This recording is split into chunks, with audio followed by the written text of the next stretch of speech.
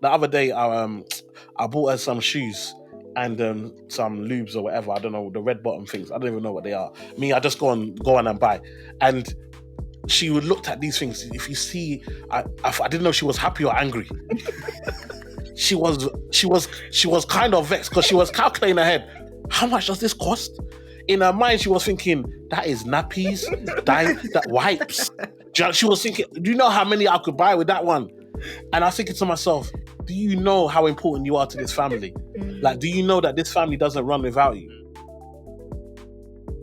Welcome to Wealth with Love, where we aim to showcase the positive side of couples' finances. I'm your host, Tando, from Skilled Finances, with my better half, Lindy.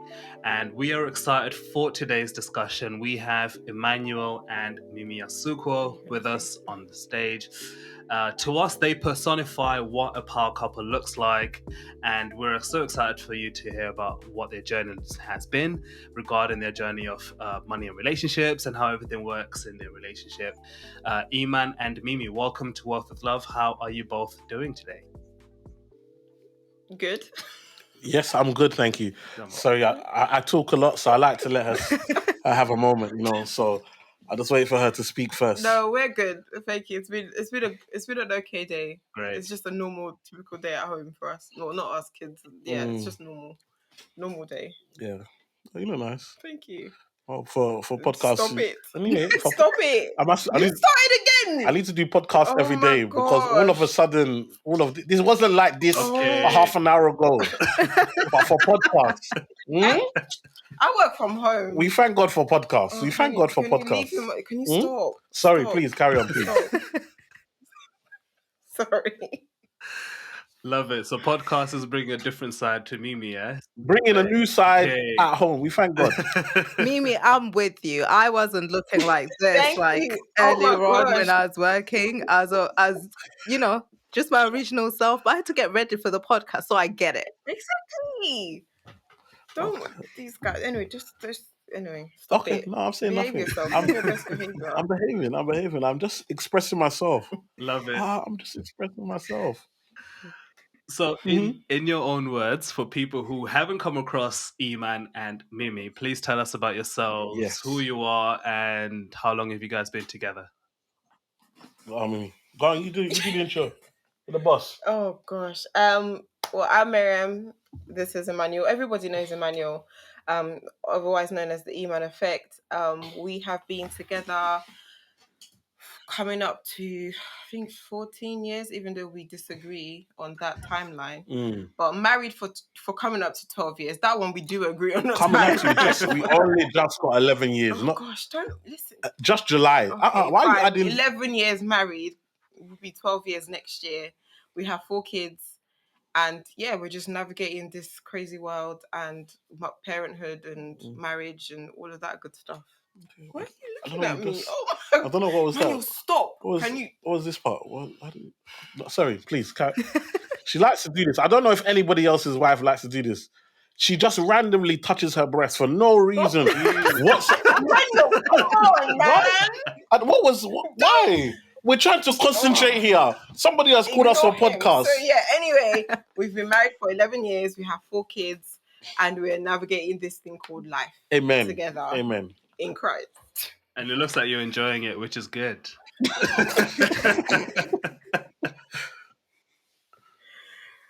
you know, to be fair, if Emmanuel, he brings the party, so it makes life so enjoyable. He makes me laugh, so that's half the battle one, to be fair. No, that's amazing. It's so amazing to see couples happy and enjoying life and just having fun together, because not everyone gets to experience life like this. So it's amazing to see you guys just laughing together and just enjoying life together. I agree with that so much, because I feel like when you talk marriage, you might as well have said like people going to prison or something. Exactly. I feel like marriage has set me free. Marriage has enabled me to live my best life and live life to the maximum. And, every day is a new day and anything can happen. And like you said, once you find a person, like your person, do you know what I mean, that you can enjoy life with, and whether there's ups or downs, you've always got each other. And I always tell people, like, as much as we talk money and wealth and everything like that, like having love and friendship, that that is priceless. You know what I mean? And when things get hard, cost of living crisis, I'm sure that if you've got a good partner, even though the world is crying and everyone's sad, you still can have something to smile about. You know what I mean? So yeah, man, big up all the married people that are happy, because there's too many sad ones. No, 100%, 100%. Sorry, I didn't. That last part just came out. I don't know why. No, because I thought I didn't mean to true. say it. I'm So, it just happens. going back Just to like slipped out. going back to 11 years ago, then when you were still early in your stages, what was that like for you both in terms of like money and relationships, and was it the way it is today, or did you have some things to work out? Oh god. Oh gosh, 11 years. Oh Lord. Oh mate. Oh gosh. Okay, 11 years ago we just got married. Moved into 26. Remember, we're only 26. 26 and we got married. Just so got married. Month later, found out we were expecting our first child. Emmanuel, you're just gone self-employed for the No. I was still at NatWest. Oh, you got thingy after we got married. You went to St. James Place. Yeah, not straight though. Not straight away. Not straight. So he was at he was NatWest. working with NatWest. That was good until it wasn't good. And then I was making cakes, or I just started making cakes. I was very early into my cake business. So I think our costs were quite low when we first got married. Yeah, we're living on one income. Yeah, so we were living on Emmanuel's income. Literally, Mimi had just started the cake business. It wasn't even a business. It was just something that she was doing for friends and family and people at church. It wasn't a business at that time. But I was working at NatWest. I made enough money to kind of manage the household. It was just the two of us. It was the first time either of us had lived outside of our parents' house. So we had stayed at home until we got married, and then we moved in together. So it's the first time living together. And it was just a mad time, just learning each other and learning, like, because everyone's got their own code that I guess that you get from your parents. About how money should be, what the role of a father or a husband should be, a wife, and so forth. So those times, I'll go to work, Mimi will wake up, make me breakfast in the morning, go to work, come back, Mimi will take my clothes, run a bath for me. It was sweet. It was so sweet. I miss those days. It was short lived. Short-lived. So yeah, it was doing all of that pretentious stuff. It wasn't really like, the real stuff like what we're now at now. But me personally, when I look back at that time, I think, I don't like that guy. I don't like myself at that time. I didn't realize how selfish I was. Do you know what I mean? Like, especially as I was paying the bills and, and I've come from African house and I'm the man and and so, Mimi wasn't working. So, I feel like I got a lot of value. My worth came from the amount of money that I was making. Right. And I feel like when I look back at the person that I was at 26, I think, I don't really like you. Like, I don't think we could be friends today. Do you know what I mean? But again, it's that journey, it's that evolving over time and developing and growing. And I think part of that's probably why I got humbled in getting made redundant and then having to go self-employed and then seeing the world from the other side. Do you know what I mean? So yeah, we'll talk about that. But yeah, it was really good at the beginning. I had a company car, had loads of money and all that. And then the world humbled us. Yeah, very much quickly. And then obviously I got pregnant with our first child really quickly after we got married as well. So that was a kind of shock to the body, to the systems. There was issues health-wise I had to deal with the pregnancy. So certain things I was doing for him, I just couldn't do it anymore. So it was a learning period for both of us. I think the people we are now to who we were back then, they're completely different. I don't think we'll recognize each other if we met each other in the street, to be honest. Yeah, I can imagine. Oh my goodness. So in that period where, yes, you got this job, you got this nice, I guess, company car and all these perks that you're getting, and also you're expecting your first child. Mimi's, doing cakes on the side and things like that. Did you kind of already go into it having spoken about money, or did you then at some point just start talking about money during that marriage? It's funny because I'm a financial advisor. Yeah. So like an idiot, I just thought I'm a financial advisor. I know money. I do money every single Yeah. day. So, and plus, because I was making the money, I was like, what's there to discuss? Mm. Like, Mm. don't get me wrong, we had a joint account straight away. So, like, Mimi had access to money and stuff like that. But it wasn't like, and plus our costs were so low Yeah. and we were making such good money that it was like, even if we didn't try and save, there was money left over. Do you know what I mean? Because when we don't really live that much of an extravagant life, so there was money left over. I think our biggest expense was probably, other than obviously our rent, was shopping, Yeah. like food Food shopping. shopping. Because them times we used to go shopping, no shopping list. It's just the two of us. You just can go any aisle, just put it in. You're not even looking at the price. It's Yeah. just like all the things that you couldn't have at your parents' Yeah. house. Now you've got your own house. You just buy it. Whether you're gonna eat it or not, you just want to be able to buy it Yeah. because you was never allowed to buy it before. So it was like, yeah. So we just go in every aisle and shopping. And Mimi was like, went to like IKEA and bought these like glass things so you could see your rice. You know where you used to having rice in a bag, just one big kilo bag on the floor Yeah. with a scoop. Like, no, Mimi wanted it to look pretty, wanted the pasta to look good and all of that type of stuff, plates, and it's like you're like, no, we finally left the AF and we're embracing our middle class life. Yeah.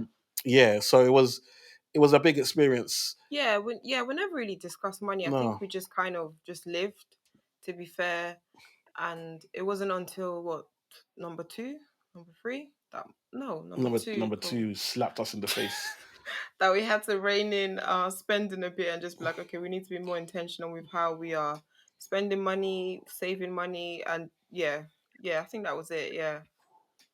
I think he just reminded us of when we first got married as well, because we both lived with our parents. So the first time we lived together was after marriage, and we were both Yeah. like, you know what, we struggled to pay for that wedding. Now we're about to live life. And like he said, we'd go into Mm, Asda and we'd be like, okay, Monday, let's go to Asda, pick out what we're gonna cook. Tuesday, let's go to Asda, pick out what we're gonna cook. A shopping list was non-existent at the time. But it was yeah. just reminding me of that, like, yeah, that's where we started as well. But we then had to get ourselves together and, start making the right financial decisions. So we can completely relate to that. Yeah, and I feel like I had the thing of even like even as a financial advisor, I didn't think about like buying property and stuff like that. I felt like, you know what, I'll just invest in stocks and shares, and I'll start a business and all of that stuff. Like I don't need so I never even thought about buying the house, like buying a house. I wasn't thinking about rent. Like I wasn't even caring about that. I was just happy to be free from the shackles of Mm. my Yeah. parents. Do you know what I mean? Like I was just happy to be free and not like be able to go out, and if we come back, no one's saying. My mum used to sit in the living room with and the light would just come on as you come in the door. Like, and then she'll just start speaking in tongues, like God bless Father Jesus, like you know what I mean. You're a sinner, you know what I mean. I'm just happy Yeah. that I can go out and come back and not get holy water poured on my head. Like I'm just happy to be free, and so I think that first year was good. But then when we had our first child, I think that's when you think differently. Do you know what I mean? Because Mm. I remember I was saying like I might get a job because I'm a financial advisor. I can go and do it in Dubai, or Mm. we were looking at Canada. I think we were Yeah. really considering going to Canada, and thinking about. So we weren't thinking about roots here. But once we had our first child, it was like this is more than us. Do you know what I mean? Mm. This is like Mm. this is our child is here. Like what are we going to do? Do you know what I mean? And wanted to start. Then we started thinking about saving, investing, property, and all of these types of things really came into fruition. Yeah, definitely. And I think it makes you, when you have your first, when we had our first child, it made us kind of realize, okay, we need to change how we were spending money and really be intentional with how we spent money. And also it made us, yeah, cut back on our spending. We Oh, went online shopping after that. We stopped going into the shop.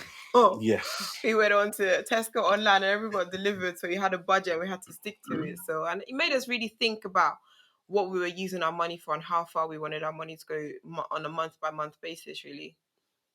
No, that's that I think that's a common story for many couples that we speak to, especially when they have that child. It's almost like reality hits them. Like, okay, it's there is no option but to be serious, kind of situation, Yeah. because you know, you can kind of maneuver as adults, but when you have a baby that's fully 100% reliant on you, it's a different kind of vibe. So what was it like then? Because you mentioned that when you had the second when your second born came in the picture, that's when things really changed for you. What happened there? Yeah, so basically, when we had our second child, what happened is that I was self-employed, and the self-employment role that I had didn't work out. So I then had to get a job, just find a job. These times there weren't many jobs around, so I had to take a job that was like half my normal salary, and so money was extremely tight. Miriam was just doing the cake business, so it's just bit by bit. And at that time, I remember because I had gone self-employed, I got a Mercedes. So I had a company car, Mercedes. So when I went self-employed, I was like, I'm self-employed. I'm gonna get a Mercedes too. I'm not going down in life. I'm going up. I'm gonna maintain the same level. Listen, when you're paying, when the company's paying it and when you're paying it, it's two different things completely. It's completely different.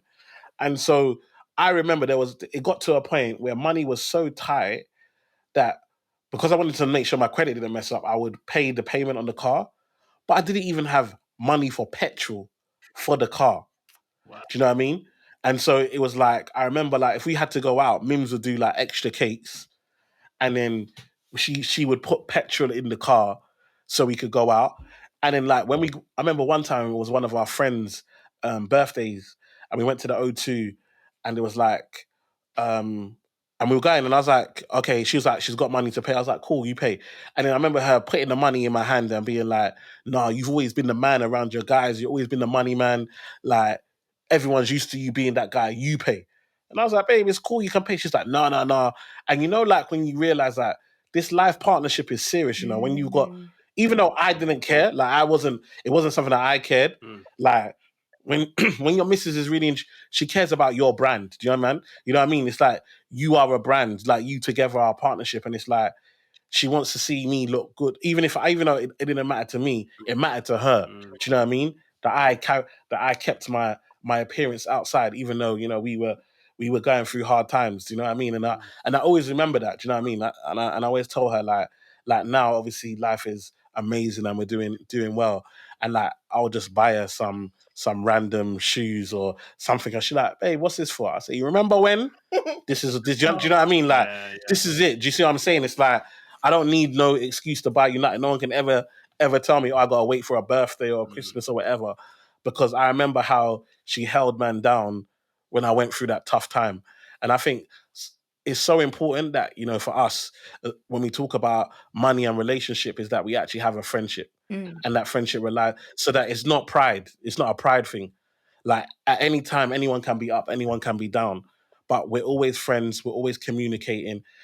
We're always open. We're able to be vulnerable. Do you know what I mean? Like we're able to be. I never thought that I would ever cry in front of a woman. Like, you know what I mean? I come from that school of a man. Do you know what I mean? But I remember like during these times when things get, especially like when I'm trying to build a business and stuff like that, there are times that I've just, you know, put my head in her chest and just cried, and she just held me. And I just know that, you know, when people see us doing good and stuff like that, people don't understand like the work and the effort and the energy that's gone into our relationship to make it work and what it stands for. And so like now money means something so much different to us, because money is the freedom to enjoy us. Like, yes, we have 4 kids, but we got babysitters too. Do you know what I mean? We out, she out. Like we out, we're going out, we're enjoying. Like we went away for the weekend, literally this bank holiday weekend, and just got massage. And I just like, when did you think we'd ever just lie down and somebody would just massage us for 1 hour straight? You know, we felt like, you know what I mean? We can now express our love and our joy with each other in different places and different experiences and so forth. So, you know, like that drives us to continue to achieve and be successful. But it's not been easy. Do you know what I mean? And that's the thing I always like to share, because people might see, you know, us and, you know, you guys, and see married couples that are happy and be like, oh, it's so easy. I can't wait for mine. Please wait. Wait for your turn. Don't rush. Enjoy that single, you know, enjoy that single life. and really work on yourself. Do you know what I mean? Because you forget what you bring to a marriage. Do you know what I mean? And I think I know that I've come a long way in this marriage and learned a lot, but that's only because I found the right partner, someone that was patient, somebody that took time, somebody that would continue to, be like, babe, think about this, or what about this? Because especially when you're driven, I don't know about me, when I got a goal to achieve something, I'm so focused, I might just forget everything. Like, I might just forget everything trying to achieve that. And to have a partner that is like, okay, yes, we want to make money, but what's the real goal? Do you know what I mean? Like, we have actual meetings together. Like, we will book ourselves, go to the cafe, sit down, and like, let's have a business meeting about our marriage, about our finances, about our children, about we actually hold each other accountable. And I think sometimes these things are not talked about when we talk about money and relationship, but the whole money and relationship doesn't stick together without communication and trust and vulnerability and friendship. Do you know what I mean? Yeah, absolutely. You've covered a lot of things there, and one thing that you did mention is obviously the sacrifices to get to where you are today. What would you say is like one financial or general life sacrifice that you made in your relationship or together to allow you to get to where you are today? I think our biggest sacrifice was the opportunity to buy a property a couple of years ago, or was it? Yeah, more than a couple of years ago, I guess. We had the opportunity to potentially get on the property market, but we decided to invest in Emmanuel's business, because we saw the longevity in it. That was 5 years ago. Was it 5 years ago? Oh my gosh, yeah, it was. 2017. Yeah, it was. Wow. I think that's probably one of the biggest. I mean, to be fair, we've sacrificed a lot. Like, we have 4 kids, so there's certain things that we just can't do, like go on holidays. Certain things we just can't buy for them. We have to be very smart on, especially our kids. We have to be very smart when we buy for them, because it's not everything that they want that they get. So we have to compromise, and they understand, okay, if I get something now, I might not be able to get something later. So that's things that we've taught them as well. So I think there's different things on different areas we've had to sacrifice. But I think one of the biggest one was probably buying a property, and then investing in Emmanuel for the business. I don't know if he has something else, but yeah, I think for me, I think the one that I knew that my ego just had to reduce was when I had to. So remember the Mercedes that I couldn't afford that I had outside. Once we had our 3rd child, Mims needed a car. Yeah. So a proper car. So she had a little runaround, but she needed a proper car. And so I had to downgrade my Mercedes, and we got 2 Astras. So for the price of I was paying monthly for my Mercedes, we got 2 Astras. Means yours was white, right? Yeah, mine was black. White, mine was black. And the humbleness, because I started at 22 in Barclays, and I had a company car from that time, like BMW, brand new, never been driven, delivered to my house on a truck type. And I've always had nice cars. When I drove that Astra, and you're around the man them, no one's saying nothing, but everybody's saying everything. Do you know what I mean? Like, man them, I think you fell off. Yeah. Do you know what I mean? Like, but I had to I had to forget my ego and say, listen, you man don't pay my bills. Like, you don't know what I need to do. At the end of the day, I've brought 3 children into this world that never asked to be here. And they need certain resources. They need a bigger house. We needed to get a bigger house because we was in a 2-bed flat. We needed to get a house. You know what I mean? So it meant that there were certain sacrifices that need to be made. And I remember when I did that, I remember even when I drove with the man them that used to beg me for money or used to, ask to borrow my car when I wasn't using it. Now they're driving nice cars and I'm in an Astra. And they're thinking, Eman has completely dropped in life. And and today their friends send my videos into their WhatsApp groups and annoy them. Haha. No, I'm playing. But no, I'm playing. But it's like, I feel like sometimes we have things that we use to define ourselves. Do you understand what I'm trying to say? Yeah. But when I look back in that moment, I was more of a man in that moment taking away the Mercedes and getting 2 Astras than I was driving a Mercedes pretending to be something that I was no longer, because I wasn't in the bank anymore. Do you know what I mean? And so for me, I feel like that's an important story to share. Sometimes, like, it's important to be vulnerable and let people know that actually even like through the journey, like maybe people wonder, Eman, how do you think like this? I've been through a lot in life. Do you know what I mean? There's a lot of sacrifices, like to get to this point where you're seen on national TV or whatever. There's been a lot of sacrifices, a lot of things that friends have done, people have done, others have done that I haven't done. Do you know what I mean? To be here. So sometimes people are envious of things that they're not even prepared to do. They're not even prepared to do the work to get there, but they wish they were there. Yeah. And so for me, I know that that was a moment where I felt weak at the time, but actually it's probably one of my biggest wins, my biggest W, because it made me realize that I'm not defined. And now I'm like, if I don't have a car, it doesn't make, I can take Uber and feel fine. I know what I'm doing in life. Do you know what I mean? I know who I am. I know I'm not defined by them. I know when I look at my kids, I see where my money is going. I look at my wife, look at her today. Come on. I see where my money is going. Do you know what I mean? And so when I see these things, these are the things, these are my joy. My joy doesn't come from driving a car and the man them telling me, bruv, your car looks so like, who cares? Like, who really cares? Like, I've come, your house is not. I've been around rich people, yeah, like real rich people, like millionaires, billionaires. And one of the biggest things is never enough. Like when they're honest, it's never like you can buy a brand new house today, go meet a friend, and they got a better house than you. Now you hate your house. Like, do you understand what I'm saying? You get a brand new car today, you have it 6 months, you go see someone drives past it, now you hate your. It's never enough. Do you understand? So you have to come to that point of understanding what you're doing it for.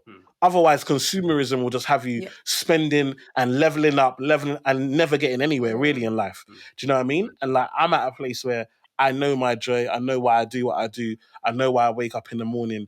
And that is not a house or a car or my stock portfolio or anything like that. Do you know what I mean? And as long as I'm doing what I need to do for my wife and for my children, I'm happy. Whether I'm wearing designer or whether I'm buying whatever, it means nothing. And I think that's a big lesson, especially being Nigerian, where packaging is everything.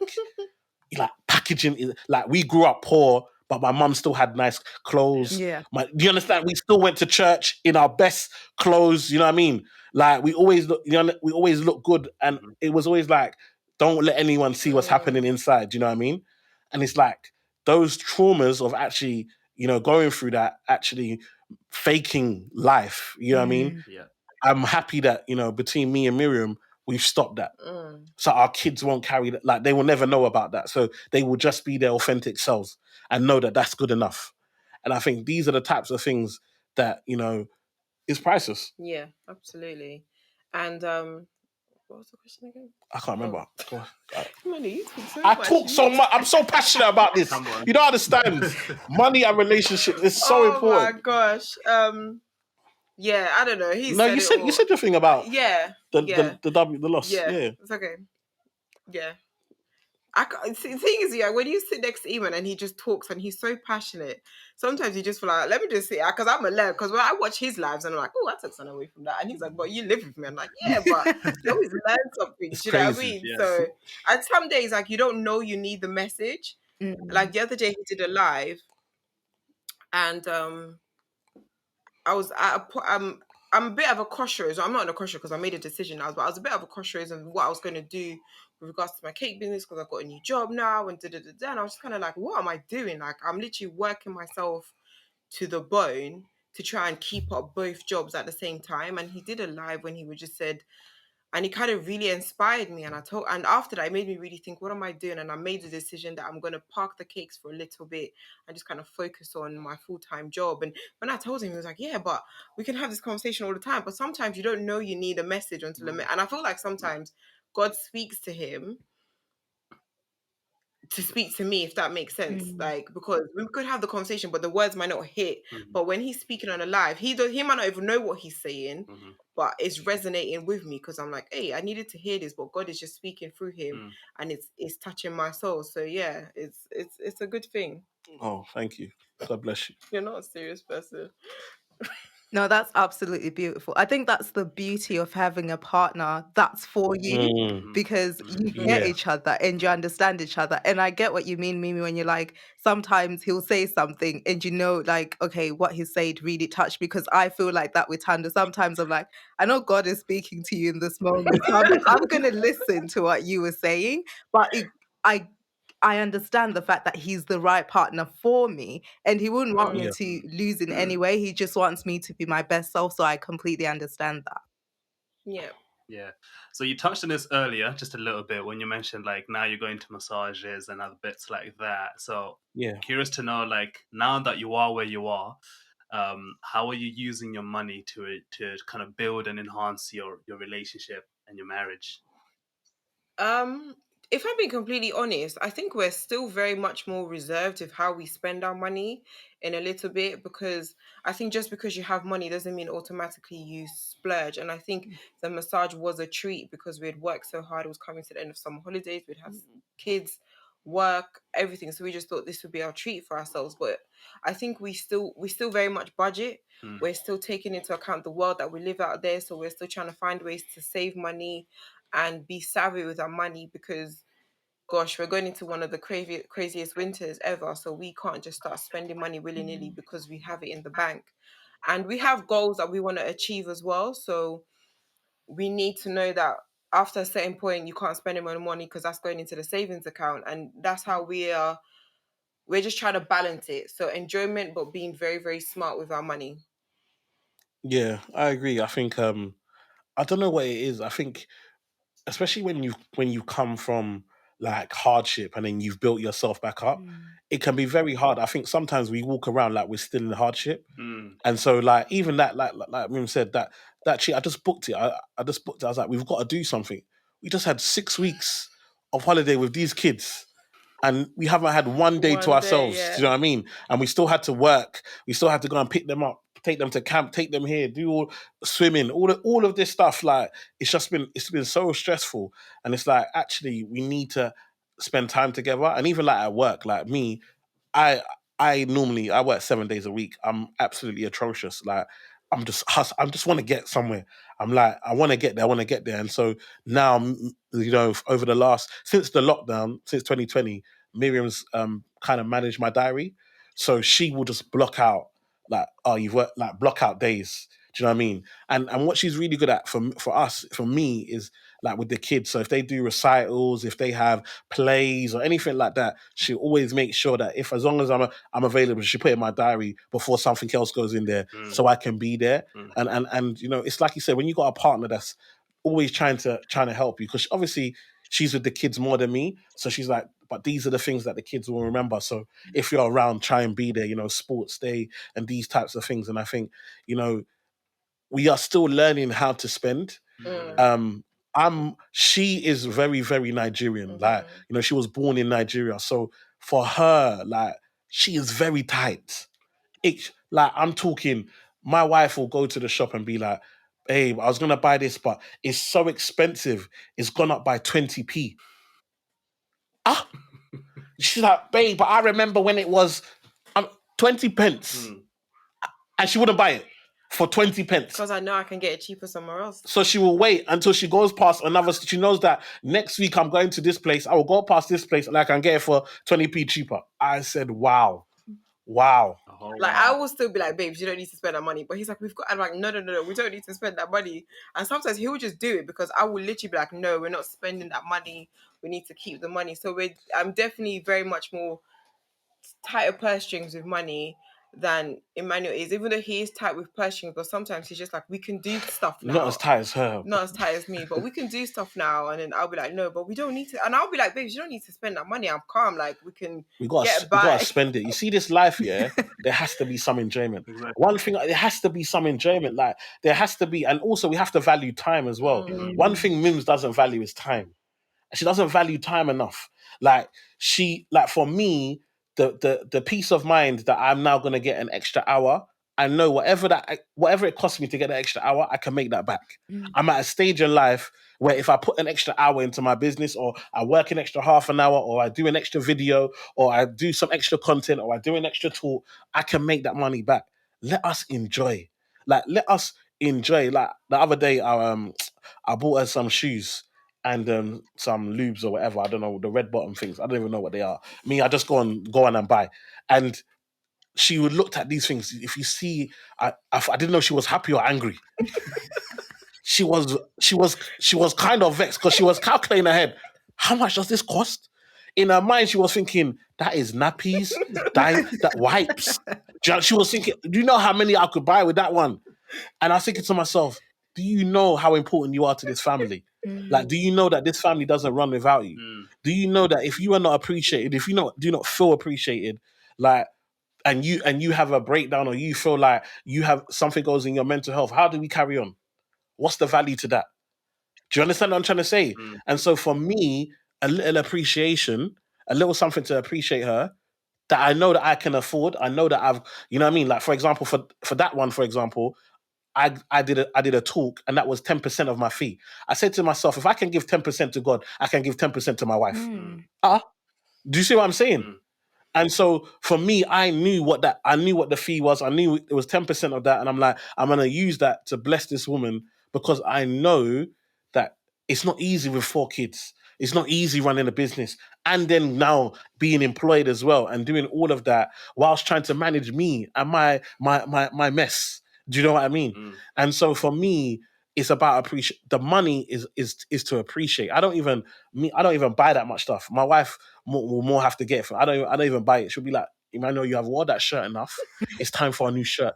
Because I don't really care. Like, for me, I don't really care. I know that people love me. So they don't really care what I'm wearing. They're just happy to see me. So I'm happy to see them too. And it is. But with her, I know that she will work herself to the ground. She comes from hard work. It is one of the qualities that I saw in her and wanted to make her a wife. I was like, I wanted a partner that was hardworking. But also, it's my duty as your husband to appreciate you. It's my duty to sometimes, like, take that work off you. It's my duty to let you know that yes, you are a mum, and you are a wife, but you're also a queen. Queen, look at the Queen died. Look at what's happening today. Yeah. Have I even seen normal television? Every channel, Queen. True. So if you're my queen, what should happen? Do you understand? So for me, that's how we are now developing with this money. It's like, I've got to make sure that she appreciates it, and for her, it's my time. That's the exchange. For me, it's my money to her, and for her, it's my time. So I like to spend time with her. I like to be around her. I like to hug and kiss and touch. That's me. That's my reward in life, you know? And for her, I feel like me buying her stuff and me taking her to nice places and me showing her that she's appreciated is her reward. And that's what we've learned over time. That's amazing. I love what you touched on there, that there needs to be a balance, because we've felt this way as well, where we went through a time where we were struggling financially, and then now sometimes you feel Yeah. guilty when you've got money and you're, should I be spending it? Should I not? And you actually feel so bad when you have to spend the money. And I'm like Mimi. I went into Aldi the other day and I was like, these chicken wings have gone up by 20p. Like, they've really gone up. Like, I'm like tight like that as well. But I see what you're saying, where it's like, no, find a balance. We're working so hard. Like, in this UK, we Come on. work so hard. We need to be able to enjoy the money, but also think about the future at the same time. Yeah. So let's shift gears just a little bit here. One of the things, like, these days that a lot of people talk about is like building wealth or generational wealth and financial freedom and all that kind of stuff. In your opinion, what do you think holds people back, especially couples, from like actually achieving their financial goals and kind of building this wealth in their life, whatever that looks like for them? If I'm being, I don't know, I might be wrong in saying this, but I think, in my opinion, I think a lot of it might be fear of missing out, because everyone just feels like the world literally tells you, live for today. Do you know what I mean? Just do what you can today. Just think of today, and no one really tells you about thinking of tomorrow, because in as much as we don't know what the future holds, you always have to plan that there is going to be a future. So I think the world is very much live for now, do what you want now, and the future will sort itself out. But then the future comes and you're like, oh shoot, I didn't plan for the future. So I think, in my opinion, that's one of the reasons why a lot of people don't plan for it, because I just want to enjoy now, basically. I might be wrong, but that's what I see from social media and the way things are portrayed in the media. Yeah. What do you think? I think it's so many factors. I think one is not understanding what wealth is.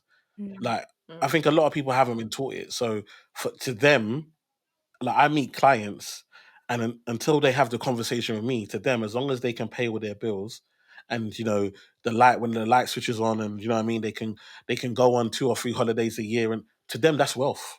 To them, they're living their dream.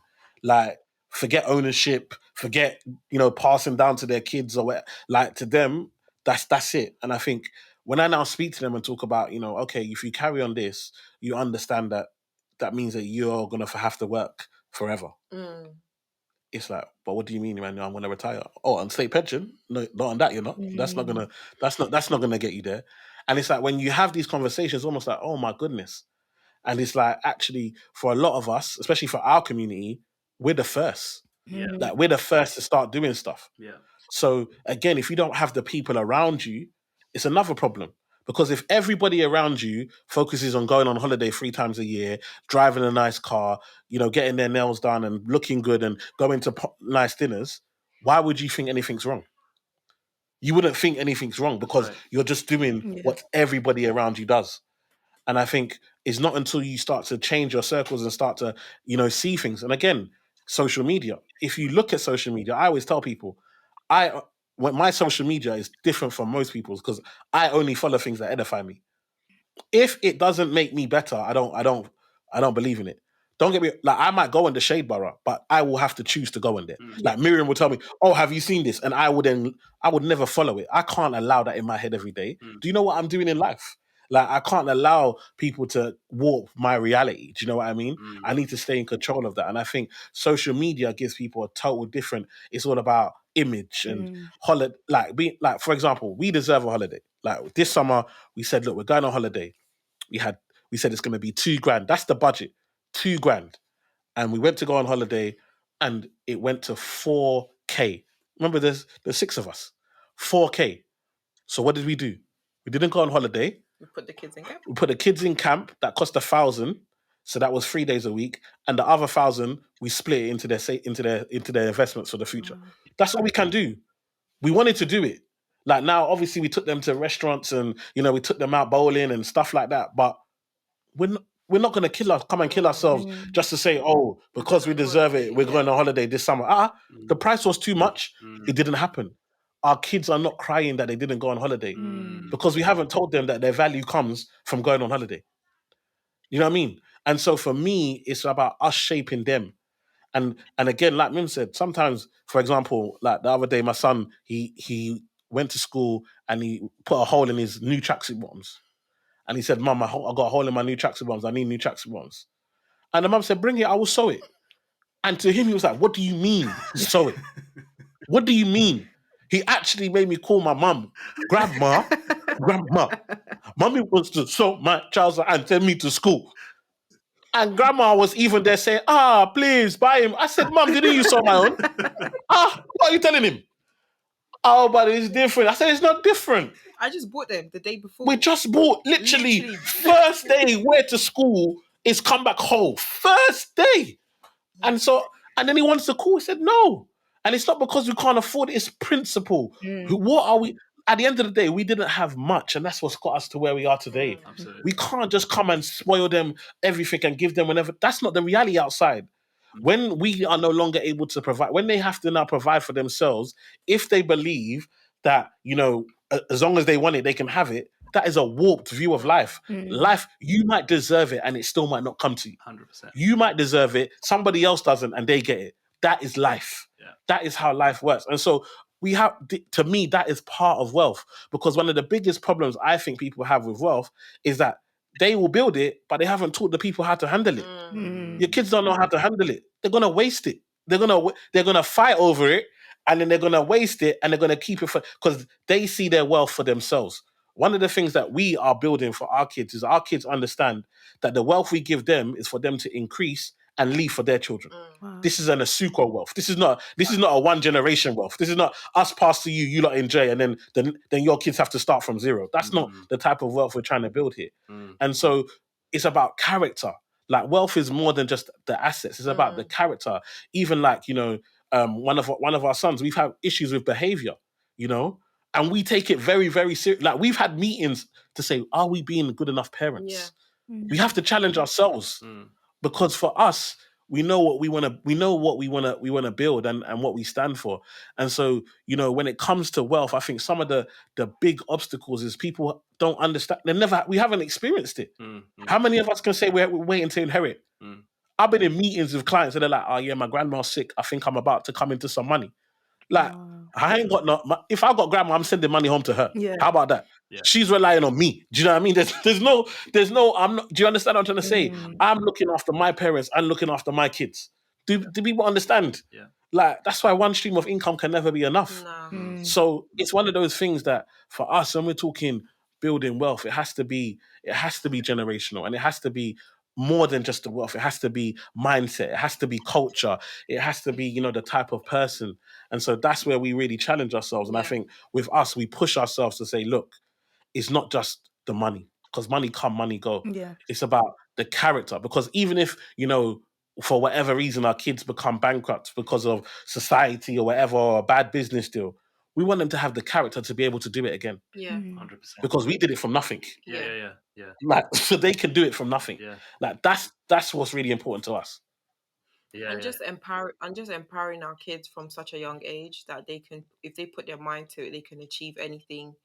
And like yesterday, like our oldest son is getting tutored now, and he got upset because he expected to know, because we teach them just to do your best, and he was so upset because he was like, why don't I know this? And I was like, but this is the whole point of getting a tutor, is for you to learn, because you're not going to know everything. But he just got upset because he was like, I'm supposed to know all of this. He just thinks I should know everything because mommy tells me like I know everything, so I should just know everything. Or daddy, I see daddy and daddy knows everything, so I should know everything. But we're just like, this is to build you up so that when you get to the next stage in education, you have a bit more confidence and you have a bit more knowledge in your brain, so that nothing is a shock to you. So I think that's one of the things we do try and teach our kids, that if you put your mind to anything, you can achieve it.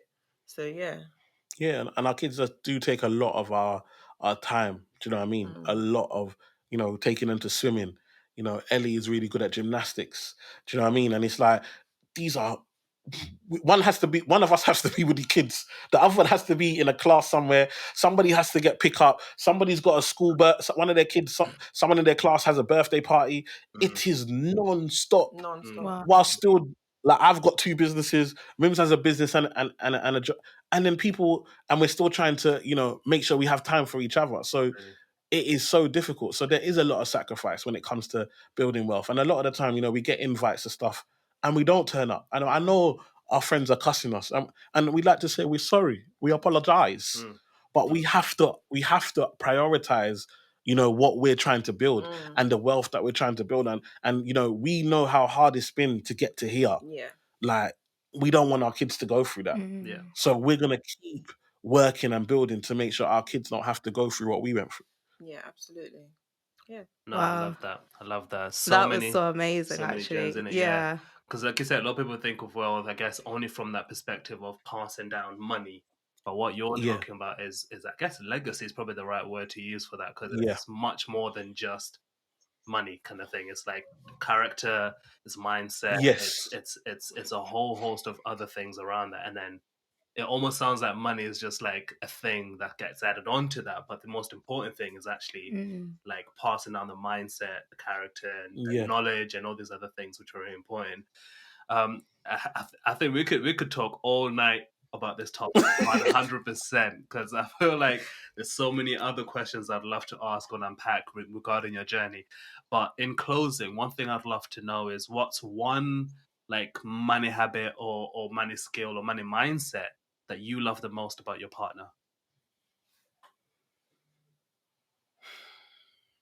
I think the one thing I love about Emmanuel and his money, apart from being a brilliant financial advisor, I like what you just said. One thing I love about Stop Emmanuel it. and his money. I love that. I don't know if you know you said that. I said that, but I said money mindset. So No, don't you try said it. Emmanuel and his money. Okay, yeah, I love Emmanuel and his money. Apart from what he brings to our family as a husband, as a financial advisor, as the money man, I think he makes money fun. I'll explain it in the way that I'm very like he said, tight with money. But I don't. That's not the word I mean. I'm very cautious with money. I think that's the right word. I'm very cautious with money. If I have a goal, I will work till my fingers are bleeding to achieve that goal. If it's a financial goal, but he makes me take the pressure off, if that makes sense. So he would book things because he knows that if Mims wants to save for something, she won't spend, she won't deviate from that plan. She will just keep going ham until she achieves it. But he would be like, nope, we're breaking that cycle. You're gonna enjoy some of this money that you've worked hard for. So we're gonna spend some of that money. And I'll be like, why are you spending that money? We know we have to go do this, da, da, da. But he makes me relax about spending money. He makes me want to enjoy the money that we've worked so hard to get, where I wouldn't necessarily just be like, no, we've worked hard, let's be cautious with it. So I think that's what I love about him. He makes me relax and makes me believe that yes, we have money, we will make more money. We don't have to hold on to the purse string so tight. So yeah. Oh, that's so nice. Oh, I love you too. I think for me, I think the thing I love about Miriam is that, like, number one, she's the hardest working person I know. Like, people like, Eman, you work so hard, you work so hard. I'm like, I'm just trying to keep up with Miriam. Like, her work ethic is second to none. Like, she just gets it done. But the thing I love about Miriam is she knows how to add value. Yeah. So, for like, in everything. So, for example, lockdown happens. I'm a guy. I get a haircut at least once a week. Lockdown happens. I was looking crazy. Miriam know that I do videos as well. I was doing videos with a hoodie on. Like, it was looking wild. Do you know what I mean? Miriam watched YouTube videos and then started cutting my hair. Wow. Like, and she cut my hair so good to the point where I even stopped going to the barbers. And now I only go to the barbers if I'm going to go on national TV. Other than that, Miriam's haircut is more than good enough for day-to-day living. And people can't tell the difference. That's who she is. I anything I like, lockdown, I needed a business boomed. So I got loads of inquiries. Miriam's like, I'm gonna be your secretary. She started replying to emails, doing my invoices, all of that type of stuff. Do you know what I mean? She is so good at adding value. Like, there's nothing I can give my wife that doesn't come back better. There's nothing. And so when she talks about speaking into her, really, I'm just blessing myself, because anything I add to my wife, any value I add to her, anything I give to her comes back in abundance, because the woman just knows how to add value. And to me, it's just wonderful to be around, because she adds value in every walk of life. Any problem I have tomorrow, Miriam will find a way to solve it. Like, the TV's hanging, she hanged it. The cupboards, she we go to IKEA, I buy it. I'm like, let me pay them to come and fix it. She's like, no, I'll do it. She'll read the manual, boom, boom, boom, she fix it. I said, wow, I'm gonna stop bringing you to IKEA, because this is long. Like, we could have just paid someone and they could have done it in 2 hours. Now you spent the whole day doing it yourself. Don't get me wrong, she get the result. But do you know what I mean? She's that type of person. She's like, I can do it. Like, I add value. We had car issues one time. She looked online, she fixed the car. The drain was leaking. She looked on YouTube, she fixed the drain. I said, my goodness. My goodness. Don't mind him. When I tell you, this woman, like, she just add value. Even her cake business, this is self-taught. Like, it's self-taught. She just learned from YouTube videos. And now, she's done cakes for celebrities. She has people that will only take her cakes. Her cakes get featured in magazines, online. Even people in the cake world are like, no, your finish is so good. This is self-taught at home. This is the type of woman that she is. So to me, it's an honor and a privilege to be around it. And, when I see her and see her do her thing, it just makes me go harder, because I'm like, man, you got a gem. And when you got a gem, you have security, you got guards, you have to look after it. That costs money. So for me, I just have to keep going hard, because I need to protect my gem. Wow. 100%. Amazing. Absolutely amazing. Yeah, completely love that. Completely love that. Love that all the way. Love it for both of you. Like I said in the beginning, you guys, for me, really do personify that power couple. And in this interview, you've definitely shown that, like, what you are, like what we see on the outside. But equally speaking, I love that, you've really shown that this is not something that just happens. You've built this. and you're obviously still building as you're going on now, but to get to where you are today, I think the biggest lesson for me and for anyone listening to this is that it takes work to actually build it and to put it in place. Nothing just happens. You don't just get married and have a beautiful family just like that. You have to intentionally and purposefully put in the work to build the life that you want. And I think you guys are doing that. So definitely kudos to the both of you for achieving the things that you've achieved so far. We can't wait for us to come in the future. And we're super excited. So thank you so much for joining us and sharing with us your Wealth with Love story, because it has been super inspirational and super, super valuable. If people do want to connect with either one of you or both of you, where's the best place, or where should they go? I guess the Asuquos is the family page, kind of. So the Asuquos, ASUQO. Yeah. Across the S, basically. Yeah, the Asuquos. And yeah, that's it. And then I'm the Eman Effect. So yeah, the Eman Effect UK. So yeah. Love it. No, thank you so much, guys, for joining us. And it has been such a beautiful conversation. Thank you for Thank having you. us. Thank you for having us, and thank you for the platform and for doing this, because it's important to see, Black love, Black relationships, but also Black wealth. So, thank you for putting the time. And I know how much effort it takes to do these types of things and energy after work. You could be doing anything, you're doing this stuff, and then you still got to edit and upload. So we appreciate you, and it's a privilege to be on your platform. No, thank you.